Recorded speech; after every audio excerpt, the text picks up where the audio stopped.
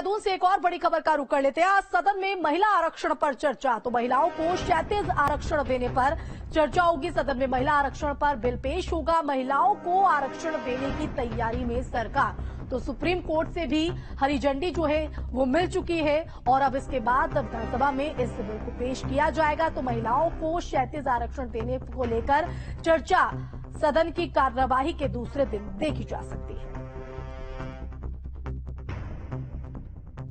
पहले हमने माननीय उच्चतम न्यायालय में एसएलपी दायर की थी, वहां से हमको राहत मिली और हम पुख्ता उसको करने के लिए विधानसभा के अंदर महिला आरक्षण संबंधी विधेयक भी हमने प्रस्तुत किया है, जो निश्चित रूप से हमारे यहाँ की मातृशक्ति के विकास और संवर्धन के लिए आगे तक उस पर बहुत अच्छे तरीके से मातृशक्ति का हर प्रकार का विकास हो, संवर्धन हो, उसके लिए ये विधेयक मील का पत्थर साबित होगा।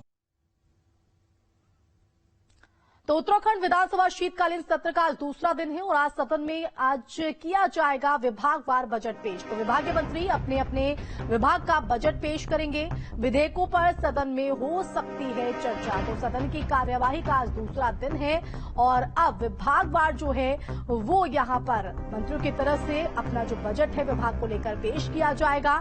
तो ये बड़ी खबर आपको बता रहे हैं। तो जहां धर्मांतरण को लेकर दामी सरकार सकते हैं उसको लेकर विधेयक होगा, तो वहीं महिला आरक्षण को लेकर भी चर्चा संभव मानी जा रही। उस बीच सदन में आज विभागवार बजट भी पेश किया जाएगा। और इसी से जुड़ी एक और बड़ी खबर आपको बता दें कि सदन की शीतकालीन सत्र के दूसरे दिन अनुपूरक बजट पास करवा रही सरकार। विभागवार पेश जो है वो बजट पेश किया जाएगा। विधायकों पर सदन में चर्चा जो है वो यहां पर हो रही है। महिला आरक्षण का बिल लाया जाएगा। आपदा राहत राशि बढ़ाने पर चर्चा होगी और सत्र का दूसरा दिन बेहद जो है हंगामेदार रहा, जिसकी संभावना पहले से ही जताई गई थी। और ज्यादा जानकारी के लिए रुक करेंगे संवाददाता धनराज गर्ग का। धनराज, आज सदन के कार्यवाही के दूसरे दिन भी हंगामा जो है वो विपक्ष की तरफ से देखा जा रहा है, लेकिन इस हंगामे के बीच कई विधेयक जो है वो सरकार की तरफ से लाए जाएंगे, जिसमें महिला आरक्षण की बात हो या फिर और आज विभागवार बजट भी मंत्रियों की तरफ से पेश किया जाएगा।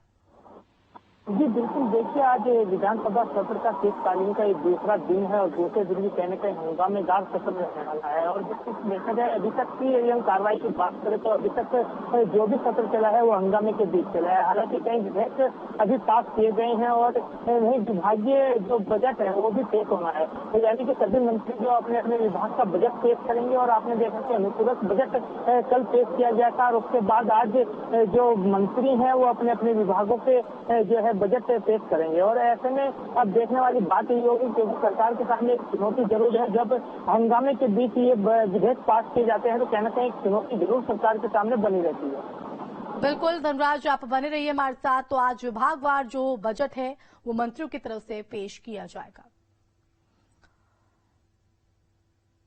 तो उत्तराखंड विधानसभा के शीतकालीन सत्र का आज दूसरे दिन जहां विपक्ष की तरफ से हंगामा देखा जा रहा है, तो वही कार्यवाही शुरू होते ही विधानसभा अध्यक्ष ने विधायकों को कड़ा संदेश दिया है। सदन की कार्यवाही में फोन के इस्तेमाल पर रोक लगाई है। कार्यवाही के दौरान नेता नहीं करेंगे फोन का इस्तेमाल। तो पहले दिन कई विधायक फोन का इस्तेमाल कर रहे थे, जिसके बाद अब ये कड़ा रुख जो है ऋतु खंडूरी का यहां पर देखने को मिला है। विधानसभा अध्यक्ष ने अधिकारियों को भी सख्त हिदायत दी है, इशारे ना करें अधिकारी। तो विधानसभा अध्यक्ष की तरफ से ये कड़ा रुख, सत्र में फोन के इस्तेमाल करने पर सख्त कार्रवाई होगी। संवाददाता धनराज गर्ग का सीधा रुख करेंगे। धनराज, सदन की कार्यवाही हंगामेदार है, लेकिन उस हंगामे के बीच अब ऋतु खंडूरी का भी कड़ा जो रुख है वो देखने को मिला है। फोन के और मोबाइल फोन के और इशारों में बात करने पर सख्त रुख उन्होंने अख्तियार किया है। जी बिल्कुल, देखिए विधानसभा सत्र का दूसरा दिन है। दूसरे दिन भले ही हंगामा रहा हो, लेकिन वही विधानसभा अध्यक्ष ऋतु खंडूरी का रुख भी कड़ा है देखने को मिला, क्योंकि पहले दिन कहीं न कहीं विधायक और मंत्री सदन के अंदर तो अपने जो मोबाइल फोन है उन पर कहीं न कहीं काम करते हुए नजर आ रहे थे। लेकिन आज बड़ा रुख अपनाते हुए विधानसभा अध्यक्ष ने कड़ा रुख अपनाया और साफ तौर पर विधायकों को और मंत्रियों को हिदायत दी है कि कोई भी विधायक या मंत्री सदन के अंदर मोबाइल का प्रयोग नहीं करेगा। तो इसके लिए कहीं ना कहीं बड़ी कार्रवाई कही जाएगी, क्योंकि साफ तौर पर उन्होंने ये भी कहा है कि यदि कोई भी मंत्री या विधायक फोन पर बात करता हुआ या फिर मोबाइल पर कुछ करता हुआ पकड़ा जाता है तो उसका कड़ी से कड़ी कार्रवाई की जाएगी। तो विधानसभा अध्यक्ष की तरफ से अधिकारियों को भी हिदायत दी गई है, इशारों में आप बात ना करें। तो बता दें कि फैसला इसलिए भी कहीं ना कहीं धनराज काफी अहम हो जाता है क्योंकि जनहित के मुद्दे सदन की कार्यवाही के दौरान उठते हैं, लेकिन उस दौरान जब मोबाइल पर जो है विधायक लगे रहेंगे तो आखिर हेल्दी चर्चा कैसे हो पाएगी। फिलहाल बहुत शुक्रिया धनराज तमाम जानकारी के लिए। तो बड़ी और अहम खबर आपको बता रहे हैं, सदन की कार्यवाही का दूसरा दिन और हंगामेदार यहां पर दिखाई दे रहा है। चलिए खबरों में आगे बढ़ेंगे। विधायक निधि से जीएसटी खत्म करने पर सत्ता पक्ष विपक्ष के सुर जो हैं वो यहां पर एक से देखे जा रहे हैं। सभी कर रहे हैं विधायक निधि पर जीएसटी हटाने की मांग।